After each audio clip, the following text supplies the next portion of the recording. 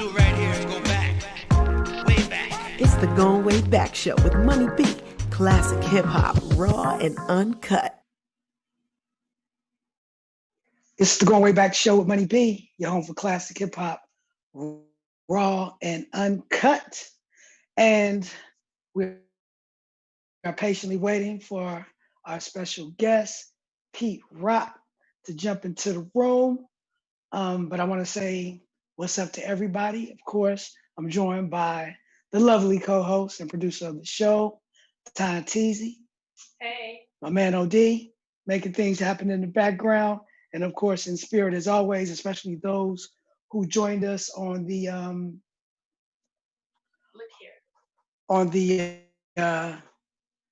Going Way Back Show Time Capsule Mix pre-party mixed by the homie DJ Always keeps it popping.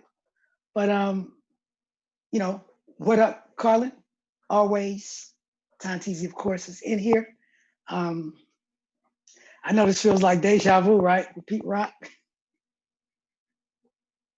Hopefully get his thing together, but I'm very confident. I seen him actually repost the flyer today, so I know he knows.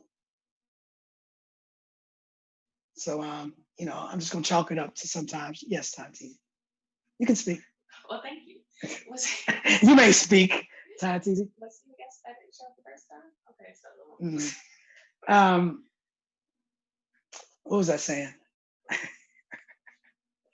Oh yeah. So while we wait for Pete Rock to jump in, I want to give another birthday shout out to Carlin, to everybody who wasn't on the Time Capsule pre-party mix.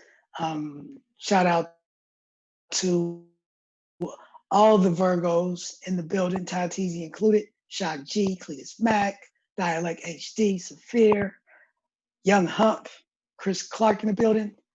Who else? Some more Virgos. Ludacris is a Virgo. Tatizi knows that Nas is a Virgo. Right. Dougie Fresh is a Virgo. Who else is a Virgo? Is it Michael Jackson a Virgo? Mm-hmm. Michael Jackson is a Virgo. Kobe Bryant is a Virgo. Virgos run the world. Beyonce. Is Beyonce? Yeah. When's her birthday? September. Look, she said that quick. September. What is it? September 4th. I always get into these crazy conversations. I'm not even September 4th. Shout out to B, Queen B, the Virgo. Is do you guys believe that early Virgos are different than the later Virgos? Meaning like the August, early September Virgos are different from the later Virgos. Tantizi says yes indeed. Why do you believe so, Tantizi? Because you're closest to Libra. So what you trying to say? You trying to call me a Libra? I think you are. You kind of call me out my name. Tantizi thinks I'm a Libra because my birthday is September 22nd, the very last day. She thinks some of that Libra leaked into my system. Whatever. I'm me. I'm gonna take this time to let everybody know that's in the room. The show is exclusively sponsored by D Merch and 9teeshiphop.com. You get your officially licensed digital underground and classic 90s hip hop artist merchandise. Very soon we will have the Going Way Back show, t-shirts, mugs, and mask coverings. So look for that. Pay attention to the websites, man, when you see that shit pop up. And of course, when I get the t-shirts, I'm gonna be doing some giveaways to you guys and make sure that you keep it popping, right? Keep it popping. Carmen says she loves her shirt. Oh, you like it? Got the Lakers colors going, right? I think you're a Lakers fan. I know you represent LA. So I assumed that it would be okay. If not, she likes Prince. And you like Prince. Hey, perfect. I'm glad you liked it. Happy birthday. Teasy says, how long we gonna wait for Pete Rock? Shit, man, we just gonna vibe out, talk to the people. I feel like we can hold a conversation if he doesn't show up for as long as we can. If it's something y'all want to know, before he gets and if he gets into the room, Tatizi's like, Pete Rock, if you could see her face, I'm gonna turn the camera around. Old people. Yeah, I will chalk it up to old people because a lot of times you see people, they're like, okay, wait, what do I click? Well, Pete Rock should know. Let me see. Where you at, Pete Rock? Did you check the text? Checking the text. Nothing from.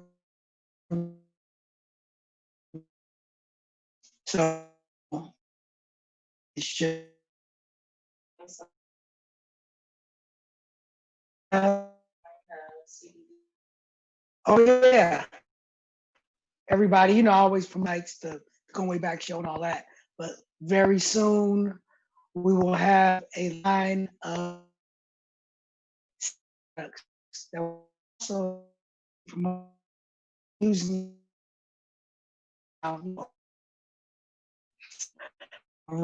right in the drop of the air, the gummy bear over there. So I'm actually using the product so far so good.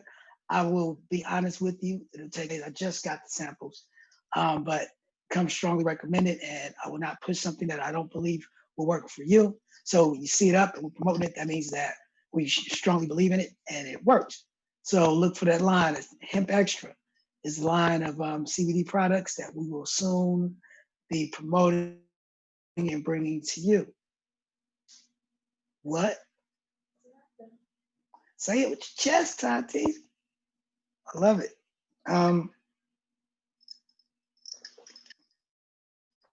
So, you know, I was going to ask Pete Rock, but if you guys want to chime in, I want to know everyone's thoughts about the NBA kind of putting a freeze on the season. I know that they've already said that they are going to finish and complete the playoffs, but just anybody's thoughts on, you know, the turn of events in the last 36 hours, 36 to 48 hours of, you know, what's been happening. I'm definitely interested in hearing people's opinions. My opinion is, I think that players and people are starting to really realize the power that they have, that they can influence certain things. It's not, you know, I don't believe that we're necessarily going to, a basketball player by not playing a game is not going to stop the police from feeling and acting out the way that they do. But I think that the players can influence the owners, who can influence legislature and people that influence the laws and laws being changed. So I definitely support everything that's going on and what people are doing out there. I don't know. You guys thoughts? Tantizi, what are you thinking about it? Join the show, Tantizi. Say what?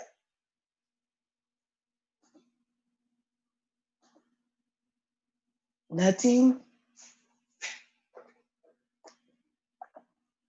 Ain't that amazing? Everybody that knows Tantizi, she usually has a lot to say.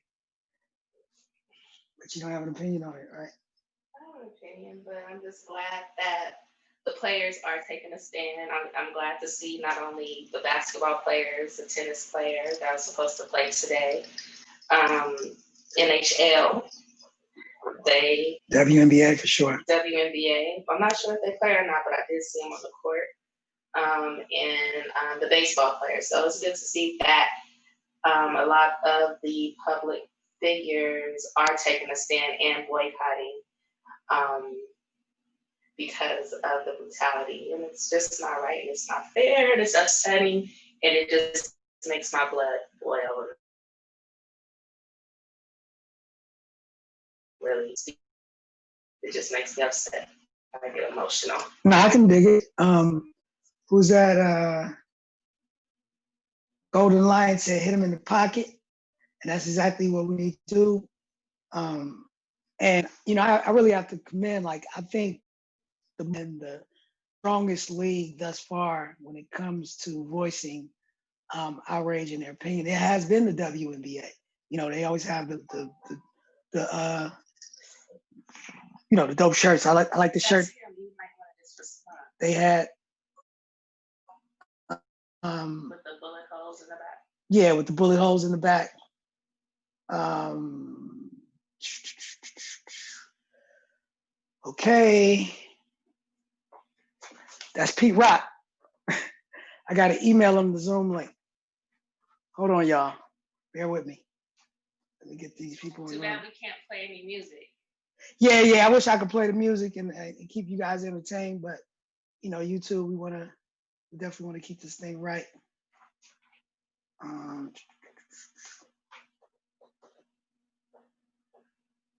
Let's see. Do y'all know that? What? Yeah, where's the old school news when you need it? So the guy that got shot, Jacob Blake, is in the hospital, and they still have him handcuffed to the bed, and he's paralyzed. I just don't understand why they would do that. Are you serious? Yeah. When he woke up, they had him handcuffed to the bed, and he saw that he was handcuffed to the bed, and then his first words to his dad was, "Why did they have to shoot him so many times?" It's just sad. It's crazy. Oops. Carlin, note they won't let us play any music because of copyrights. So in being that we're trying to monetize our channel, we don't want any negative marks on our channel. So that's why we don't play any music, because of copyrights. Word up. So Pete Rock. Peace to the God. Is he there? What up with Can you, you hear- fam? I can hear you. I can hear you. Is your camera on? Camera's on. Okay. Hold on, There let me he make sure. is. Let me turn on my light. I can see you. Okay, hold on a second. And I forgot how this works. That's crazy. Okay. nah, it's good. Yep. Okay. You can see me? Just tardy to the party. Yeah.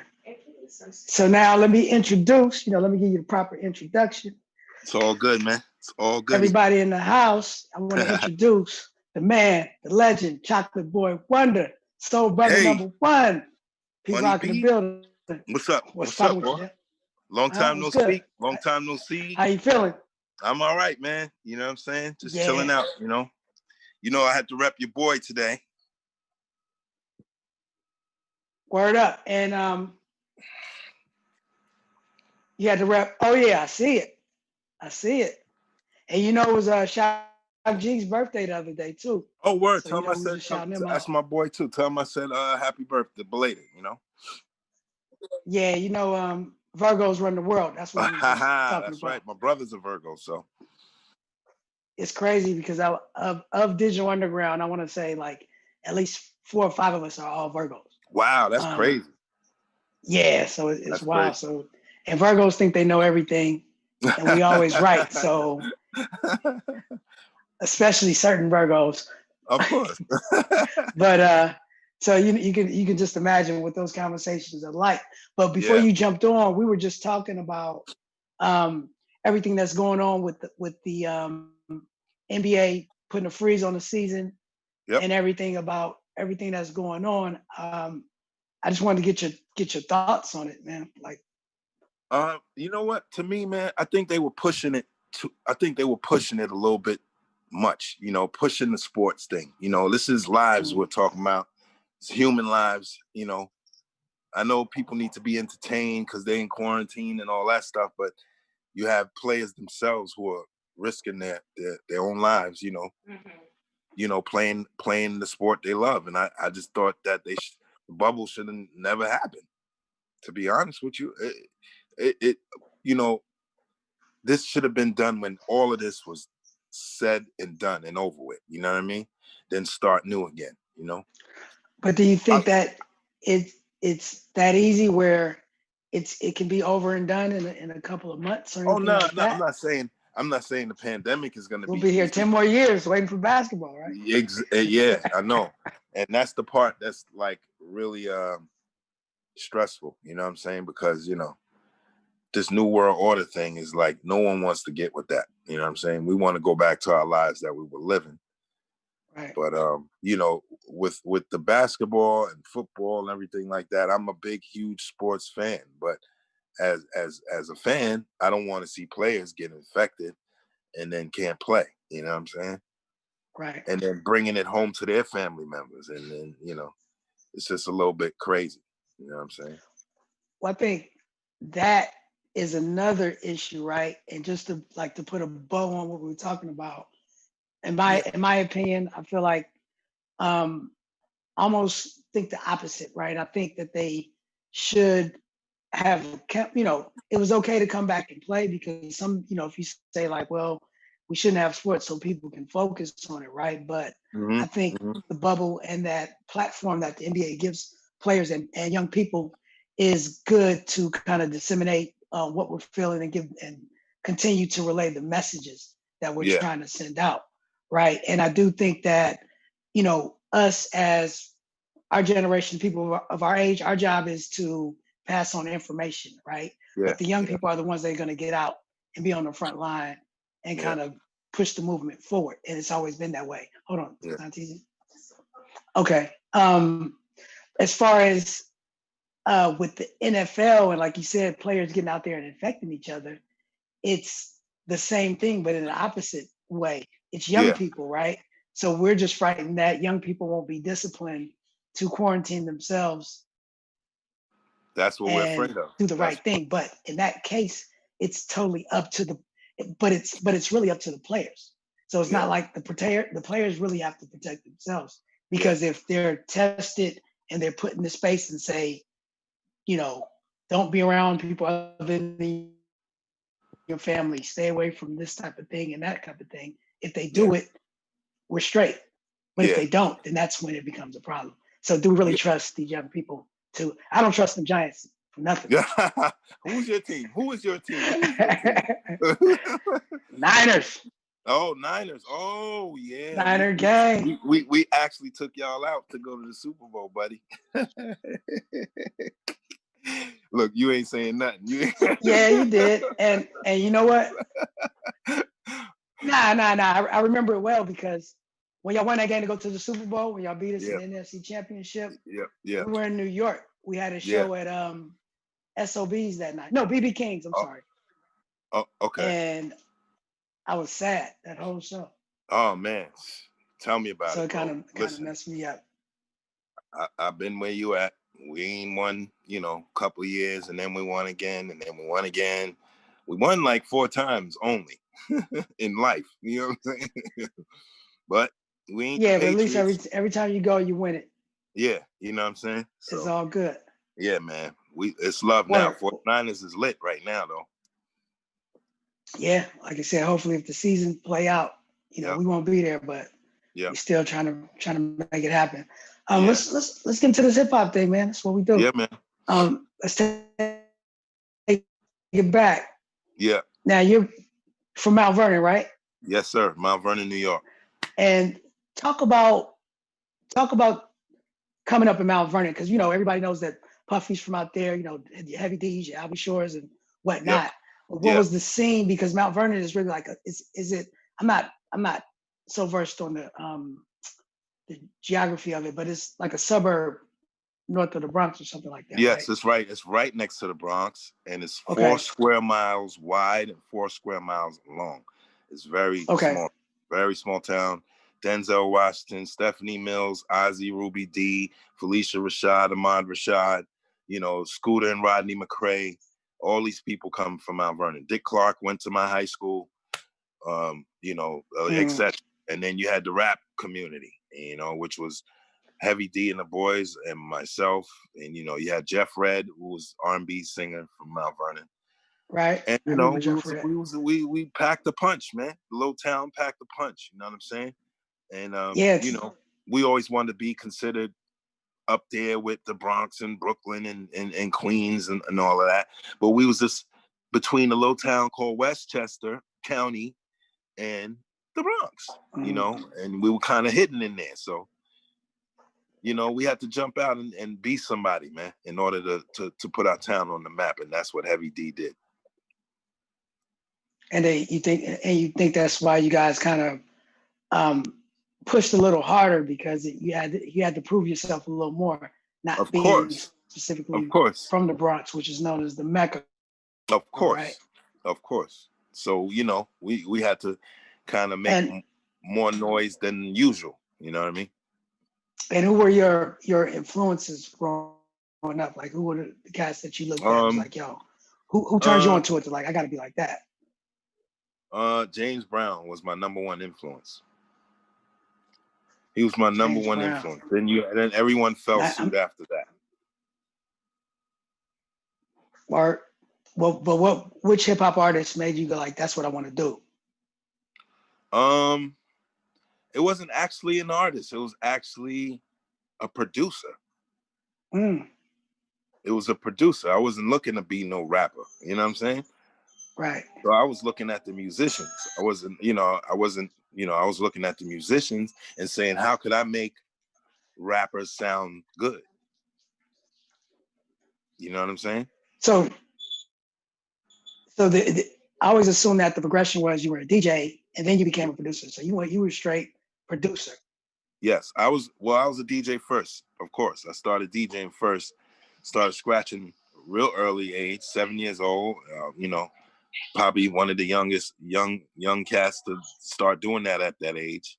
And then, you know, just cultivating and perfecting the craft and becoming a better DJ and getting down with crews in my neighborhood and, you know, jumping from there to, you know, Heavy D getting signed. And then once that happened, he took me under his wing and I met all the other producers and, you know, got me a radio job like that through Heavy D by Marley Marl, you know, hired me to DJ with him on the radio. And that was my beginning. That was my beginning, you know, and then from that, you know, because Marley was my favorite producer. You know, you had a whole bunch of producers in the 80s and the 90s, you know, that were, you know, well, really the 80s that were dope that I looked up to, and Marley was number one. So, you know, to be working alongside of him DJing was pretty awesome.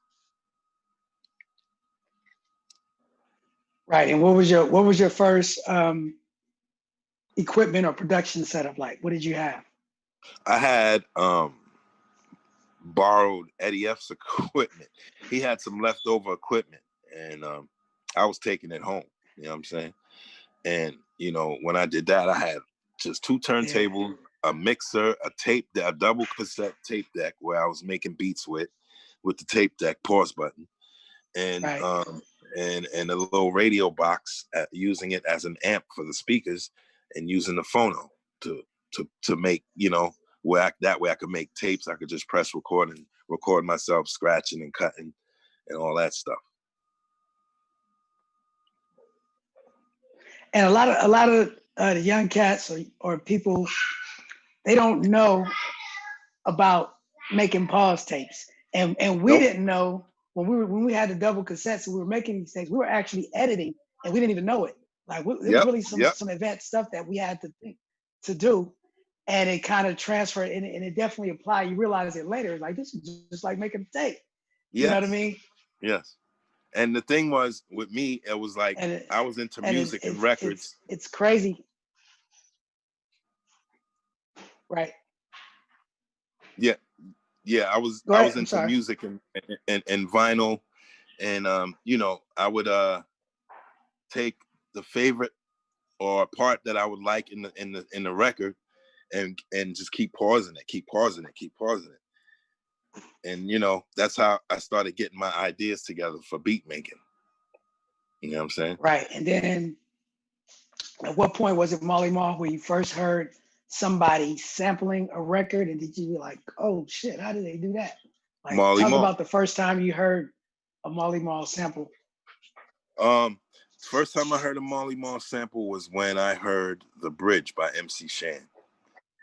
And the Impeach the President drums, the way he made the drum sound wasn't exactly like the record. and Yeah.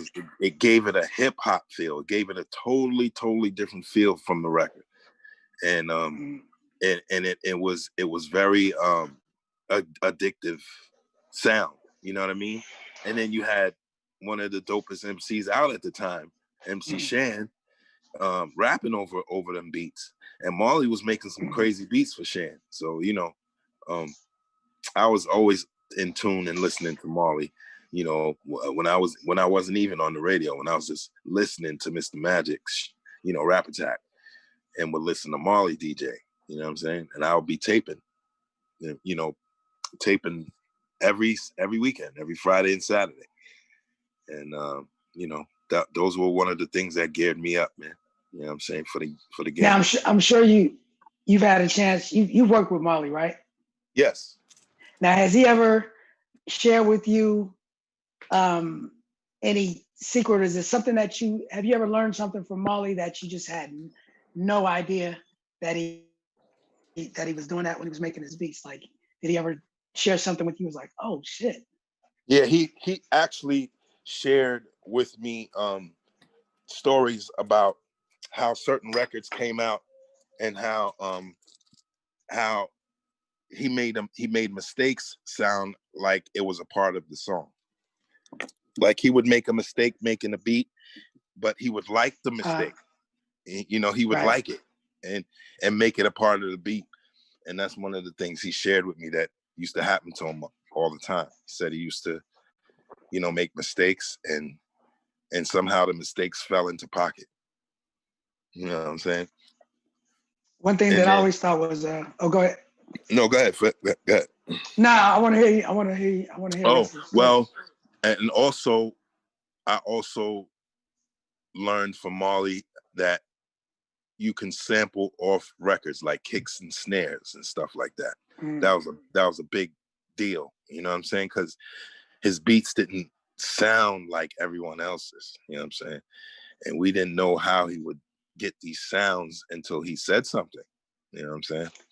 Right. So he would actually sample the real record, but reprogram it. Yes. And one thing that I always remembered that stood out about Marley's beats initially, and even just hip hop, he used a lot of delay and reverb on his drums. You know what I mean? It just had that sound. Yes. That was like the signature thing. And bro, it took me a long time to figure out how he was doing it. It was like we had to crack. we all too. Crack that puzzle. I didn't know either. We were all trying to figure it out.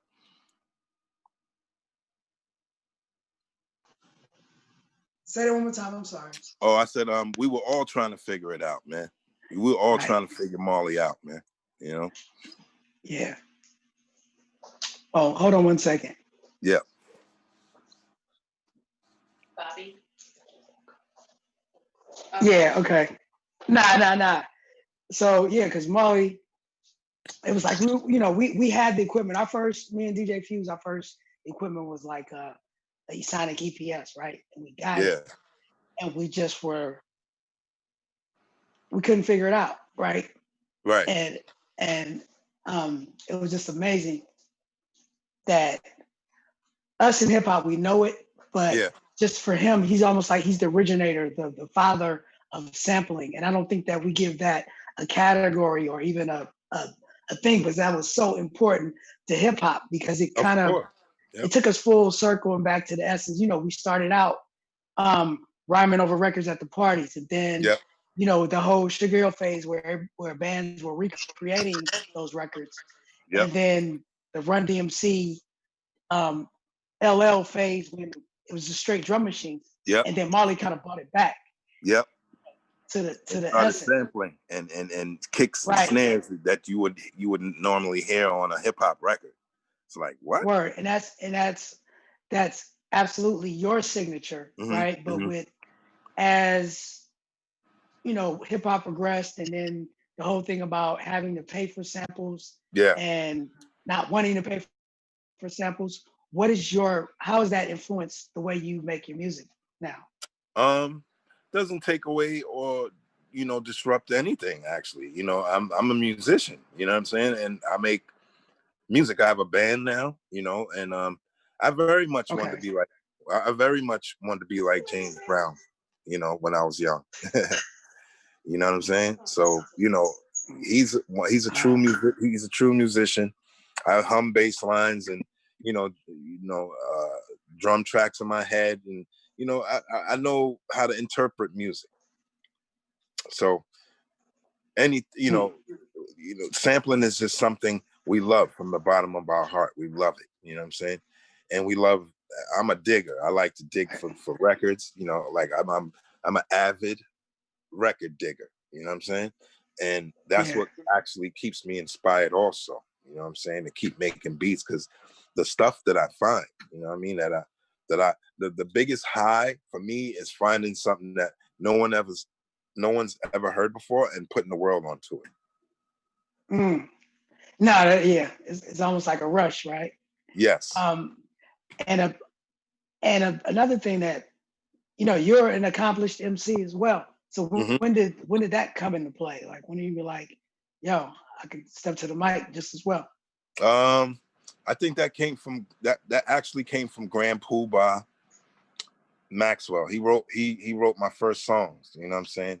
But Hev used to always like try to get me to rap, because he said I had a good voice, you know what I'm saying? And and I never liked my voice. And when I started rapping, I definitely didn't like it. And I didn't like it for a long time. But I always was listening to other people tell me, yo, you sound dope, man. Yo, this, yo, that. And then, you know, after years, past Soul Survivor, I'm like, yo, I sound better now than I did when I was younger. Nah, I think I always had.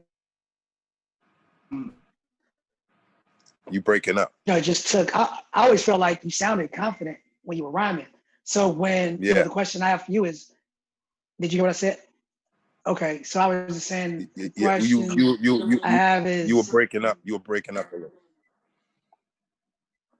I was just saying that I always thought, or I heard in your voice, not only did you have a dope voice, but I always heard the confidence in it, because you had like this swing to it, laid back, where you didn't feel like you needed to fool anybody with the double time or this, that, and other. You just kind of laid into the track. Yes. And, you know, I've always appreciated that. But there has to be some sort of conflict where now you're producing for, you know, because you produce for everybody in the business. You know, tell me about you going into the studio and then the rapper's the rapper's whack, or he's not. You like thinking, I'm better than this dude. Yeah. Have you ever had those experiences? Yes.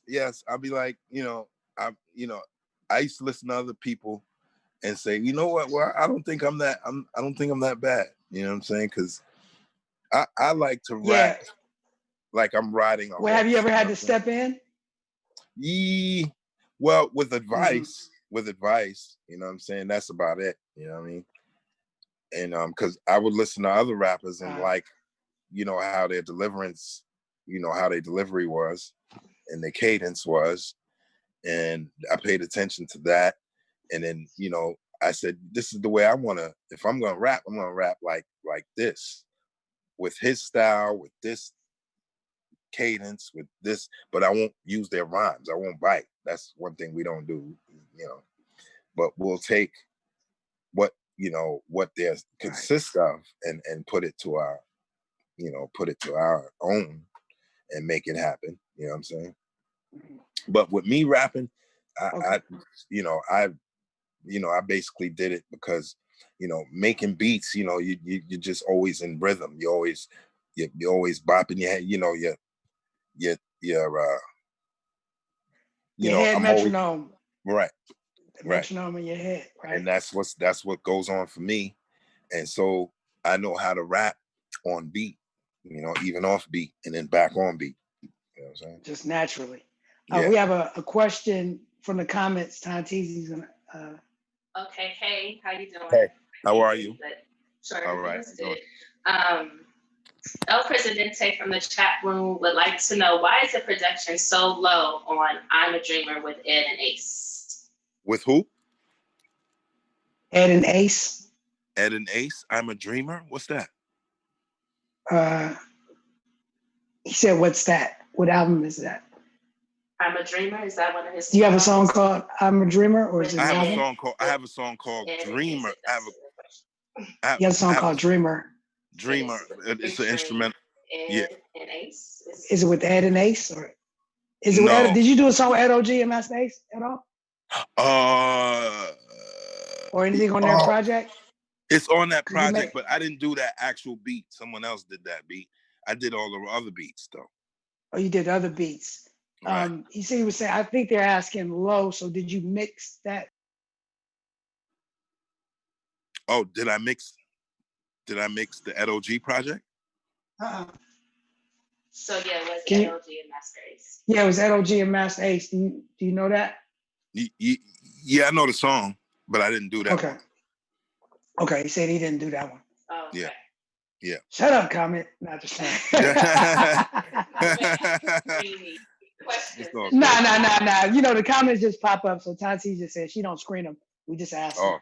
Oh, okay, But, okay. you know, we always like to give our audience a voice. You know what Of I mean? course. What I want to know about, because I was such a fan, is, you know, and I think because we're of the same, you know, working with Run Sure. DMC. Yes. Talk about that experience, like, because you had to be like me, grown up. Them was the guys. They were my favorite rap group of all time. Okay. And to be Right. working with them was like, it just blew my mind totally. Because, you know, Jam Master Jay showing up at your house, ringing your mother's doorbell. You know, you open the door and it's Jam Master Jay. You feel a little woozy. You know what I'm saying? Mm. And that's what I was just trying to Right. grasp it. You know what I'm saying? Like, word. And then he's like, yo, man, let's go do this. Let's go do this music, man. You know, we want you on the album. So, you know, me and Jam Master Jay went and worked on Down with the King. And he actually told me the drum pattern he wanted to use. And I set it up for him to record it. And I just told him to tap it out. And he did. And then I left it and recorded it. And then we built on the beat. You know what I'm saying? And it had to be like just the feeling of saying 2 years ago on a record. Exactly. Man. And I'm like sitting there like, this guy's in my house. And we're actually practicing DJing in my basement, having fun, bro. And somebody's recording it, and then it's on tape somewhere, but I lost the tape. So yeah, you actually had like a little freestyle session. Yeah, it's gold. It's gold out there where me and Jam Master Jay are cutting up Peter Piper together. Like, it's crazy, man. And we doing Round the World and all that crazy stuff. And then we going in on the cuts and scratches and the speed and all that. And it was in your house? You better check out your cousin's house. In my house, in the basement, man. You know what I'm saying? You think it's still there? Say that again? You think it's still there? Still in the house, or somebody riding around? That tape is somewhere lost. You know what I'm saying? Somebody either stole it or it's just lost somewhere. You know? Yeah, somebody picked it up and recorded El DeBarge over top of it. Well, I don't see it on YouTube yet or nothing like that. So that's classic footage right there. Pete Rock and Jam Master Jay, man. Mm-hmm. That's crazy. Well, talk about obviously Jam Master Jay, the legend. Yeah. And then of course Heavy D, the legend. Talk about Heavy D, the man, and what he meant. Well, not only to you, your community, from coming from Mount Vernon and hip hop in general. It's because of who I am. Like, he's helped me discover my identity. You know, he's the one that saw it in me first. He saw that I had something. You know what I'm saying? And he wanted to bring it out of me. And Hev meant the world to our community. You know what I'm saying? Like, he's a well-loved individual. There's nothing or no one on this earth like him.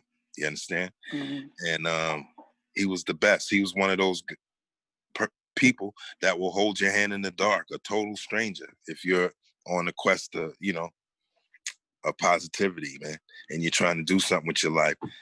He's one of those people that just kind of, you know, if you needed help, he will hold your hand in the dark, man. You know what I'm saying? And so, you know, a story that'll probably make you say like, yep, it sounds just like him. You know, Yeah. Yeah. We were on the Public Enemy tour with Heavy Mm-hmm. D. Heavy D and Public Enemy were the headliners. Mm-hmm. And they brought Digital Underground out. Mm-hmm. And so Ty TD knows this, how much I love dancehall reggae, right? Mm-hmm. And Hev was, you know, he's Jamaican. So he used to Mm-hmm. always be playing reggae in his dressing room before the show. And he used to always Mm-hmm. see me like peeking in. And he's like, yo, sure. And he just let me hang out in his dressing room because he knew I like listening to that music, right? Yeah. So, you know what I mean? So I kind of sparked a friendship behind that because Hev would let me come and just sit in the dressing room and kick it while Yeah, they that's playing the family, music man. and whatever. And That's he was just family. always giving of himself. You Yeah, know, he was the one that would stop and do I'm everything. Jamaican too. You know what I'm saying? So, you know, we all come from the Bronx first, you know, and then we moved to Mount Vernon, you know. Yeah. And you know, that we cut. There's lots of people from Jamaica that kind of land in Brooklyn, Queens, and the Bronx. Those three cities, you know what I'm saying, first. You know what I mean? And yeah, we was just one of the Jamaican community, a part of the Jamaican community that moved to Mount Vernon as well. And then, you know, with even the record stores there, you know, the reggae record store owners were Jamaican, you know what I'm saying? Mm-hmm. And we were all good friends with them and everything. So. Right. So, you know, I was super juiced when he did the joint with Super Cat. Yes. And he's my favorite reggae artist. popped out you know with everything. Yeah. But yeah, he just kind of, he was like a big brother to everybody that he was around. And, you know, and through him, I became friends with Troy, right? Mm-hmm. And we got kind of tight. So because we did 2 tours, right? Yeah. And you know, the tour, we were on that tour when Troy passed, right? Yep. And even after that happened, Hev came back and he tried to continue with the tour, but it was like, nope. You know he what called I mean? me bawling, crying, bawling. And I didn't know what. I was like, what's wrong? And he just, man, that was the worst day of my life right there, man. You know what I'm saying? Yeah. And just to see somebody who had so much for everybody, you know, he just didn't have anything left. You know what I mean? Yeah, man. And you couldn't blame him. And the tour ended. Like we tried. I think we did one more show after that. Yeah. We tried it, then it just didn't work. And we Didn't had to shut it down. Yeah, because Troy was very close to us. Like he's like a brother. He's like a family member. You know what I'm saying? That we lost. Super down to earth and just really cool. You know him because you've been on the road with him. You was on tour with him. You met him. You know what I'm saying? Well, it was crazy because he had just came back. He was off the tour. So he had just came back. Yeah. You know, because he had a bad back. He had some kind of back spasms or some shit. Yeah. So he had left the tour. So that happened actually the second show after he came back. Okay. Yeah. And so, you know, he was talking about how he was changing and doing stuff different. It was a crazy time. Yeah, man. But it was a weird time. MC Trouble too. We lost before that. You know, you remember her? You know absolutely. You know what I'm saying? So that's when I started thinking like, wow, I didn't realize that, you know, death could happen in hip hop. You know what I'm saying? Mm-hmm. I was just thinking like, you know, we're in Wonderland somewhere making good music and everybody's happy and, you know, and that's that, you know what I'm saying? And MC Trouble was rocking too. Yeah, man, she was killing. You know what I'm saying? She was killing, man. I met her. She was mad cool. Right. And another connection that I always have with you guys is I remember we were in New York, you know, right around the time Kiss You Back came out. Yeah. And me and Tupac, we spun off and went to this club. Yeah. And on the flyer was this new act, Pete Rock and CL Smooth. It was Black Sheep and You, Red Alert was the DJ. Do you remember yeah, that show? I think so. I think so. Was that like, it had to be like one of your first shows Yeah, coming out? because I think that was one of the times when I first met Pac, and it was in the Bay Area. He hung out with us. He hung out No, with no, me and no, no. This Tia. was in New York. This was in New Oh, York. This was in New okay, York. okay, It was in all right. Manhattan. We were out there. And Oh, okay, okay. so it was like y'all, Black Sheep was just coming out. I know Lord Finesse was in the house. Yep, Red it was Alert was home base. DJing. I think it was home And base. You might have been at. is that where it was? I think it was. And Yeah. and I knew you would remember it because a lot of people they always go like, when they talk about your early shows, they be like, you probably don't remember, but we remember all of our first shows. Oh, that's It's the what's up. ones now that happen so frequently. Right. But the beginning, we remember every single That joint. That's why I knew that's you would remember the that's spot because crazy. I could never Yes, think of the place. It was of called Home course. Base. Yes, home base. Right on Yeah, the we was in corner. the house that night. Yep. It was crazy. Though I mean, back then it was like major fun, man. You know what I'm saying? Because everybody was new and everything was kind of new, and then the whole era was new. 90s came, and everybody was representing, man. You know what I'm saying? Yeah, everybody was just trying to do the damn thing. Yes, everybody. Yep. Now you've worked with everybody. We already talked about Run DMC. Mm-hmm. Give me your top 5, not in any order, Mm-hmm. of MCs or groups that you've worked with. That I've worked with. And pick one of them and tell me why. All right, let me see. MCs, I'm gonna have to say Big Daddy Kane, Rakim, Karis One, Nas, and Jadakiss. Okay. All right. Now, so pick one of those and tell me why, or give me a story about a recording session with them. Big Daddy Kane, my first recording session with him was doing the Heavy D song "Don't Curse." I was a huge fan of Big Daddy Kane. Like I'm still am. Like, you know what I'm saying? But as a youngin', I'm talking about. Like, he was one of the first dudes. I don't know. I guess it was the dark skin that, made me say like, wow, okay, we got a dark brother that can rap. You know what I'm saying? And then, you gotta stick together. You gotta stick together. Yeah, we gotta stick together. So, and then hearing him rap over Marley's beats, it was just like, it was just he was like the James Brown of rap, in my opinion. To me, then, you know what I'm saying? Like, but he just had this funkiness to him, like when he rapped, you know what I'm saying? And he's one of the main reasons why I really wanted to get into the beat making. Yeah. And it's crazy you say that because I had Kane on the show and he said that that's who he studied. Like he just watched James Brown tapes. Yep. And just the all-around performer that he was. And I would even say he's probably the closest in hip hop that's come to that. He had the total package. That's he had what I'm the rhymes, he had the look, he had the moves, he had the stage presence, he had the stage show, the production. Yep. And you could tell he put a lot into it. Yep. So he was the total performer. The total, and everything he's ever done. I never missed any releases he's ever done. Like, you know what I'm saying? Mm-hmm. And everything that Juice Crew members were doing separately were awesome. You know what I'm saying? So, did you do something for Cool G Rap? Yeah, well, Cool G Rap is on Soul Survivor album, but I never did nothing for him per se for anything he's done for himself. But he jumped on something of mine. He did Don't Curse with me, and he did Soul Survivor with me. A song called Truly Yours. You know what I'm saying? That Marley Marl produced, but I just made the beat over again. You know what I mean? Oh, okay. So you redid it. Yeah, I redid it. And I heard, now, I don't know if it ever came out or if you guys are working on it. What's up with this Pete Rock Yuck Mouth record that I keep hearing about? Me and Yuck has been talking for months now.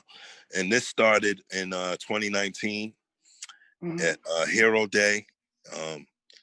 And we discussed doing music together, and we're into it now. We got like 5 joints, you know what I'm saying, that we did. Mm-hmm.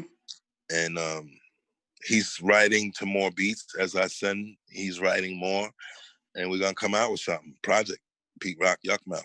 You know what I mean? Yeah, I think Yuck Mouth is probably one of the more underrated lyricists, Boy in the boy game. got lyrics. He He, spits. yeah, he got bars for Yes. sure. Yes. Speaking of bars, Pete Rock, it is time to play our weekly game of hip hop trivia. Todd is back in the building. Can you hear? Yeah, I can hear. Can you hear Todd Teasy? Hey, how you doing? Hey, all right. How are you? So what we do, we just play a little game. Todd Teasy's gonna ask you a hip hop trivia question, and some of them they have multiple choice. We'll see if you can guess it before the multiple choice, and then we also let the audience guess in, and then the last question will be strictly for the audience to win a Money Being Young hump shirt courtesy of dumerch.com. And the time capsule mix. Oh, and a copy of the Going Way Back Show Time Capsule Mix featuring Pete Rock. So my man DJ always did a mix with your music. We'll send it to you. That we played, in our little pre-party on IG before. I'll send you a copy of it as well. Okay, because I like to jam that stuff in my car. You know what I'm saying? Yeah. I'll send it to you. So the audience member that wins the last trivia question, they win a Money Being Young t-shirt. Digital Underground, t-shirts.com, and DJ Always Time Capsule Mix featuring Pete Rock. No doubt. Are you ready? Yes. And I just have one question. Okay. Would you prefer multiple choice, or are you just gonna guess them? He'll guess them first. You could, I could guess. I could guess first. Okay, here we go. Here's the first question. Who was not a member of Nas' group Bravehearts? Well, this is multiple choice, so was it Wiz, LaShawn, Rail, or Horse? Who was not a member of Nas' group Bravehearts? Give me the choices again. Was it Wiz, LaShawn, Rail, or Horse? Rail. Ding, ding, ding, ding, ding, ding, ding, ding. Rail. You know how I know that one? How you know that one? Because Rail's my man. Yeah, right. What did he say? He said because Rail's his man. All right, here's the next one. All right, 2. Uptown is Kicking It was a compilation released in 1986 featuring breakout star Heavy D. Finesse and Sinquist was another standout from the release. Name the song they had on the record. Hey sister, soul sister, oh sister, soul sister, hey. Is it that one? Do you know the name of the song or Soul the record? Soul Sister. Okay, let me give you the multiple choices. I'm wrong. Okay, go. Give me the multiple choice. Is it I'll get it right. Yeah. A, Soft But Deadly. Mm-hmm. B, Soul Sister. Oh, well, he did say that. C, Bass. Wait, what's C? Say C again.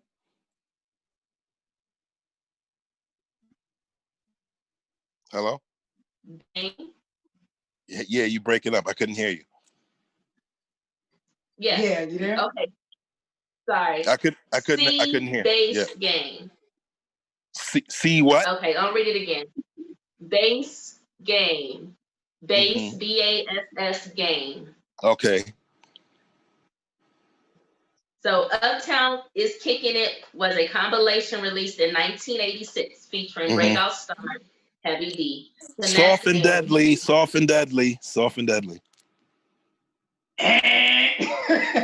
Word? The answer is Bass Game. The answer is Bass Oh, Game. snap. Oh, wow. Okay. All right. Right. You think Soul Sister, and because those were their bigger songs. Yeah. But Bass Game, Yeah. that's the songs you know Soul Sister. Yes. Soul. And I do know about Bass Game, and I wasn't even thinking that.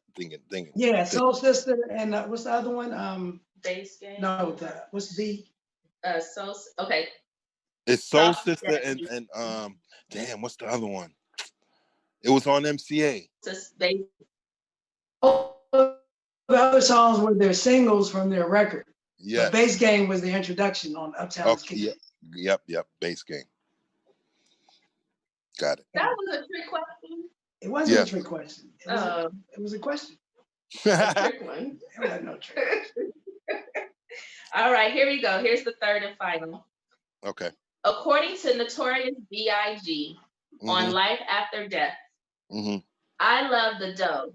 Ain't shit changed except the number after. Blank. So did you hear what she said? No, go ahead. Say it again.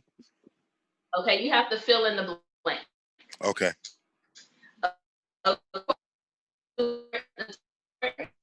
Wait. You're breaking up. It's breaking up. I love the dough. Ain't shit changed. My God. Okay. Okay. Can you hear now? Are we still there? Yeah, I can hear you now. Okay, here we go. Okay. According to the Notorious B.I.G. on Life After Death, I love the dough. Ain't shit changed except the number after blank. Fill in the blank. She had to fill in the blank. So on Biggie's song "I Love the Dough," with Jay-Z, there's a line in the song. Say the line, sounds easy.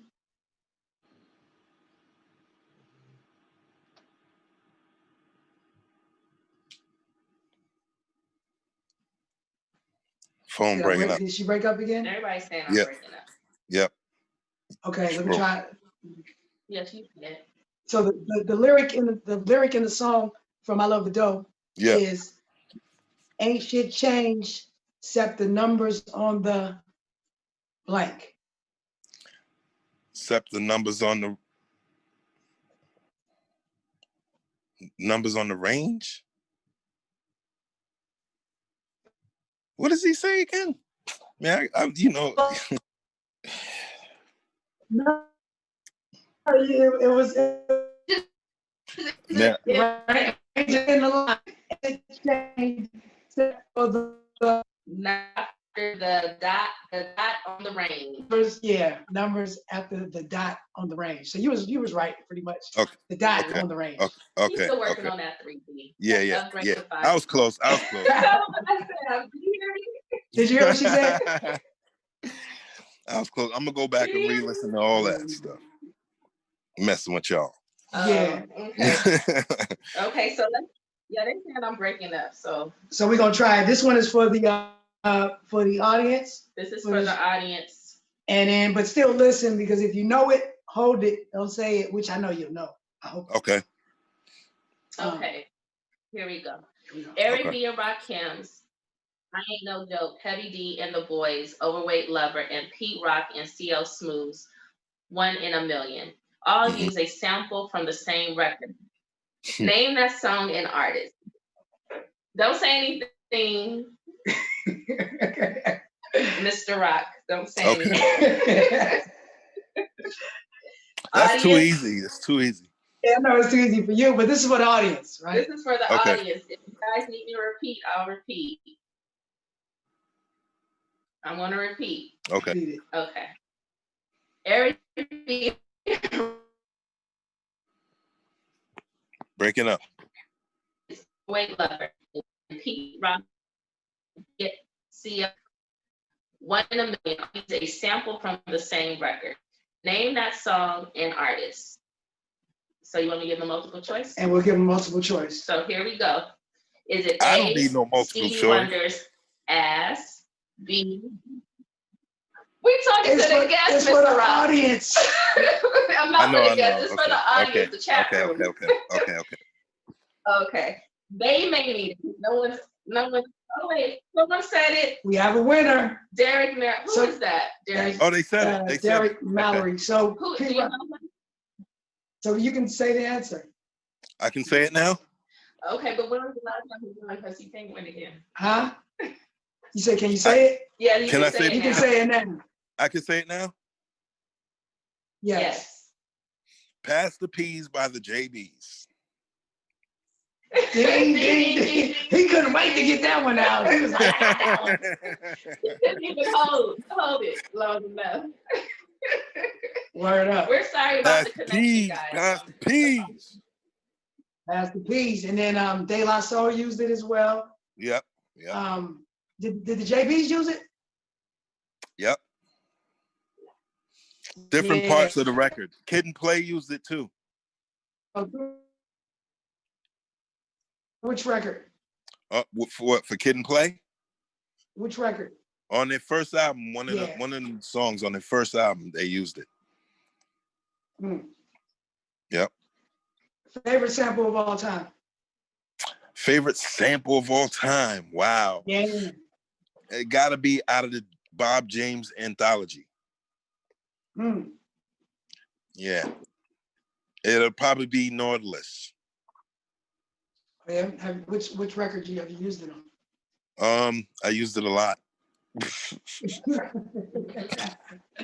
Hey, used it's it- I amazing used- how That's producers the they ultimate. find that sample and then they just chop it up and use it every which way they can. He is the ultimate black-white musician that I've ever heard in my life. You know what I'm saying? Word. You know, Yeah, he's white. He's a white man that has soul. You know.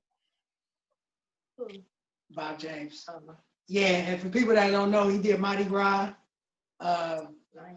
What else did Bob James do that people know? Mardi Gras is Peter Piper. Yes. He's done so many songs. I mean, Taxi. He's done the TV show theme music for Taxi, the TV show, Right.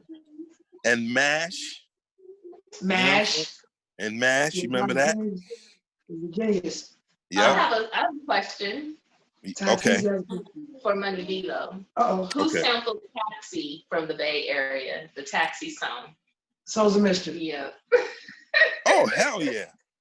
That was oh yeah, both guys? That was my song right there. And that never came out. That was on some Nope. underground. Yeah, Yep. it was never released officially. Yep. And when they came out with the 93 Until, Yep. when I was listening to the like maybe like after months later, I was going to sample something from this record. I ain't gonna blurt it out, but I was like, oh shit, that's the sample they used. And I heard the bass line and I heard it and I was like, then I muffled it. Then I was like, oh, it is it. And that's how I be finding stuff. Word. I gotta So get do you think that song didn't come out because they couldn't get the sample cleared? probably Maybe. at the time. Maybe. Yeah. Probably at the time. And that's how we should do it. If we couldn't clear it, we just drop it. Yeah. Yeah. I have a question We from the- We didn't care. We just dropped the B-side and say, heck with it. Me if you can. Yeah. Question from El Presidente. Mhm. Did you ever work with Biz? I'm assuming Biz Markie. Did I ever work with Biz? Can you hear me? Yes. Yeah. Yes. Okay. You want to say what songs you guys worked on together, or? Actually, we never actually did anything that came out on wax. But he used to come over my house and we used to make tapes and with him rhyming over my beats. And I used the beat that's on one of my SP 1200 instrumental albums that he rapped on. So no official Pete Rock and Biz Markie. Not. Yeah. That one But I probably used- was on I the used- A-Net. Yeah. And I used to scratch his voice a lot. So Okay. yeah. What's who's an artist that you haven't worked with, or past or present in hip hop that you didn't work with that you would have loved to or would still like to? I always say LL. I've been saying LL lately. You know what I'm saying? Because I remember him. Yeah, I remember him coming to see me, but we never did nothing. You know what I'm saying? And you know, I would still like to take a crack at L. Yeah, and LL, he got bars forever. People don't know. Still. So. Word. We have another question from the Mac room, the chat room. Someone wants to know, Mega Money Mania. I just want to know, how did you link up with AZ from Rather Unique? Through a friend of mine. Me and AZ were working with each other when we didn't have anything. We didn't have no record deal, no nothing. We were just, hey man, I know how to make beats. You know how to rap? Okay, let's try something. And then that's how me and AZ started working together.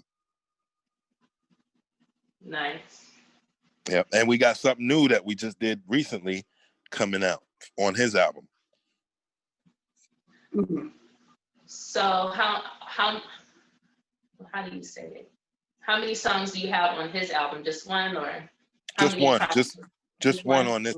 Yeah, just one. But we discussed doing more music because I don't like doing one-offs. You know what I'm saying? Word. I don't know if this is shade or somebody being messy, but somebody wants to know, why haven't you and Busta Rhymes collab? Yeah. What about it? Want to know, why haven't you guys worked together? Oh, we got something. We got something coming. Okay. Yep. Yeah, Busta got a new joint coming, right?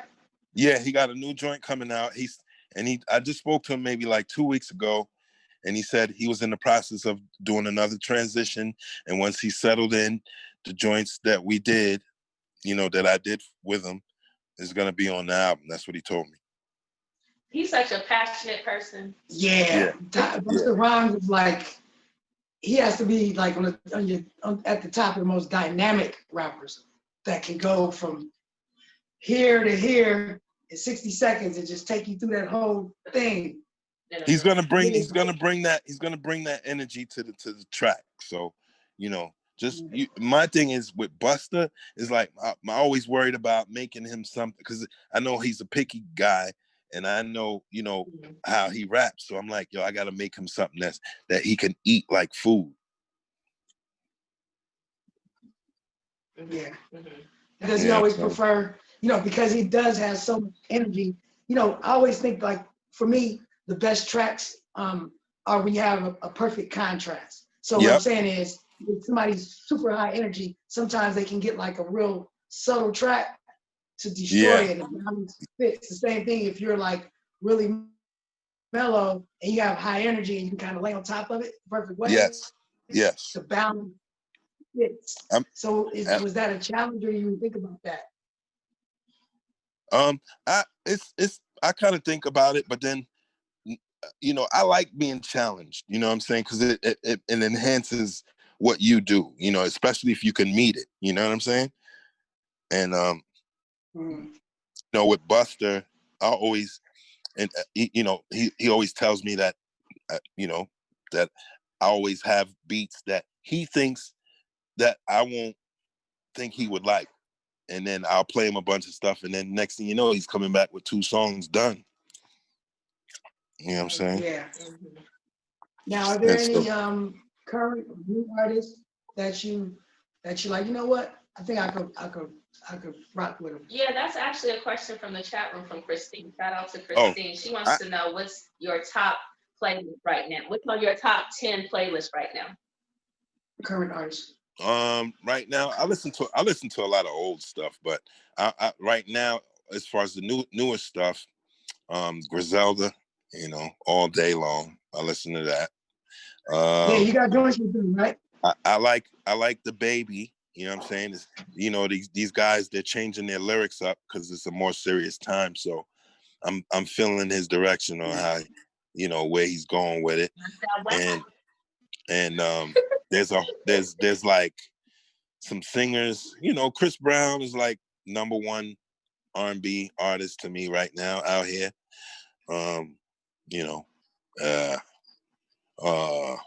Everybody, everybody. I can work with anyone. You know what I'm saying? What about Drake? I would love to hear that. Anybody, these new dudes, any one of them. You know what I'm saying? I would love to do it. I'm with it. Somebody put the word out there. So when you say you would work with anyone, do you go through a process like you listen to what they used to rapping over and you try to kind of do something similar? Yep. Well, similar, but with a Pete Rock touch on it. Right, with your flavor. Yes. Mm-hmm. Yeah. Now I want to ask you a question about a current event, about the Tory Lanez and Meg the Stallion. What are your thoughts on that? Oh man, that's crazy. I it's just funny. You never know. I don't even know really what to say about. I don't even. To me, I think it's foul that she got shot at. That's pretty foul to shoot at a woman. You know what I'm saying? Mm-hmm. That we ain't nobody doing that. But today, you never know what people are gonna do. You know what I'm saying? And then to be in the entertainment business, I mean, did we ever get down like that, Money B? I don't remember that. I don't remember shooting at somebody. You know what I'm saying? We ain't never behaved like that, so it's just like an argument. Yeah, and as far as the WAP joint, yeah, he thought he was in a Harlem Nights or something. Yeah. See, my thing is that she tried to protect him. Yeah. Shot in the pinky toe. but the thing is, right? About that is that she tried to protect him. Here's what I want to know, right? Here's what I want to know, right?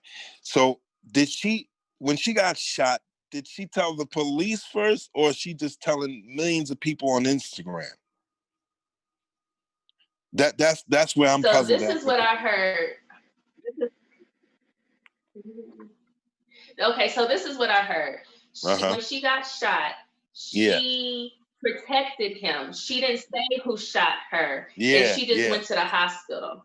But now that his people are coming out and trying to throw her under the bus, allegedly, because I haven't heard anything, but so it's allegedly, she is now coming out and saying that he actually did it, and she tried to protect him because it could have gotten escalated. Because when the police showed up, it was all chaotic. So she tried to diffuse the situation by just going with them to the hospital. They actually took her to the hospital in a police car. They didn't wait for the ambulance. And for what I hear, she got shot in the foot. Yeah, that's crazy. To me, that's just funny. I know it's not funny. That's not funny. Don't lie. It ain't funny. And the thing is like the hip hop, they have to realize is one of the greatest opportunities that could be given to you. And then you get in it. Once some people say it's their dreams and aspirations to get in hip hop or get in some type of entertainment field, right? Then when they get in it, and then things happen like this, it takes away from the fun that people used to have. It's like now you got to kind of almost look over your shoulder, going to the studio or coming out, especially if you rapping and you speaking on other people and you popping shit one another, going back and forth, and this beef and this blah blah blah. And it's just so much, man. It's just too much added today, to negative. Have you ever had beef with anybody? Nope. Have you ever had beef with anybody? No. Nope. And if I did, it was any problems I ever had, it was like in this, like wasn't broadcasted nowhere. You know what I'm saying? It was always so business. Just more so hood stuff or just street stuff or I mean, I've been shot at before. You know what I'm saying? Well, thank you very much for your opinion on today's current events. And Tanteezy is signing off. Nice meeting you. Wait, you said you've been shot at. Was it Tory Lanez? Was it in the? Nope. It was. I was sitting in the barbershop, man, and I guess, one thing led to another, man. All of a sudden, I'm hearing, bullets whizzing past my face and glass crashing, and it was crazy. You know what I'm saying? I'm just glad I ain't get hit, man. I know the feeling. Yeah. Well, it was nice meeting you. You have definitely a good evening. Nice meeting you. Nice talking to you guys and everything. And Money B, stay connected. So I think Vernon have more questions. Well, yeah, I'm gonna let you off the hook. Yeah, I was gonna say, kind of let everybody know, what your upcoming projects are, where everybody Okay. can find you. I looked on your site. You also have the Soul Brother clothing line as well, right? Yes, soulbrotheruniversity.com if you're interested in Pete I Rock need that. merch. Yep. And then I have, release coming out with my band. I have a band now, Pete Rock and the Soul Brothers. And Nice. Peach Instrumentals 3 is played by the band strictly. And it's usually instrumental albums that I, put out with samples in it. But this one is live music. And I'm very excited about it.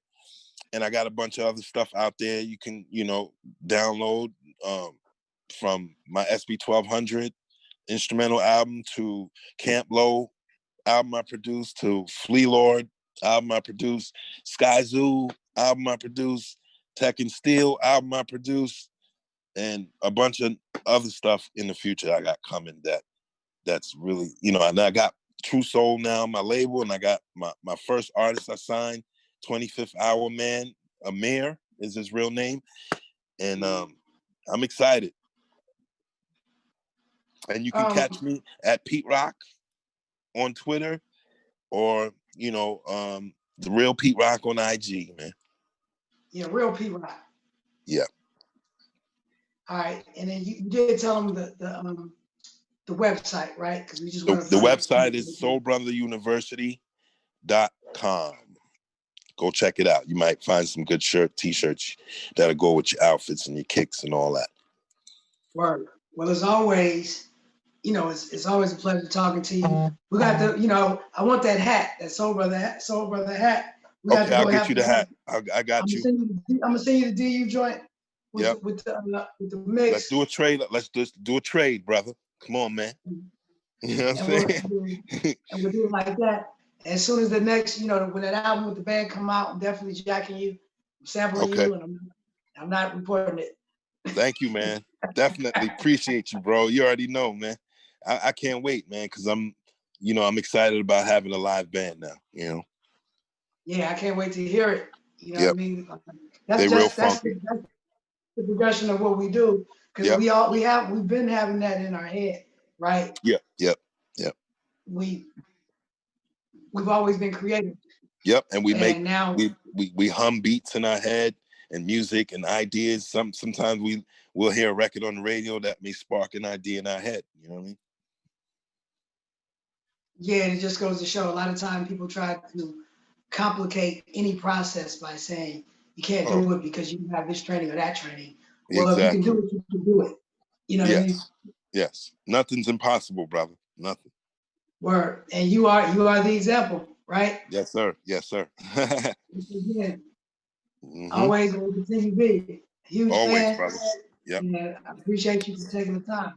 Thank you, brother. And, I'll hit you on the email, man, and let's get together. I want that hat, nigga. I got you. I got you. Got you. All right, there it is. All right. And peace to everyone in the room. Good talking to y'all. Good meeting y'all. For she's. Peace. In a minute. All right.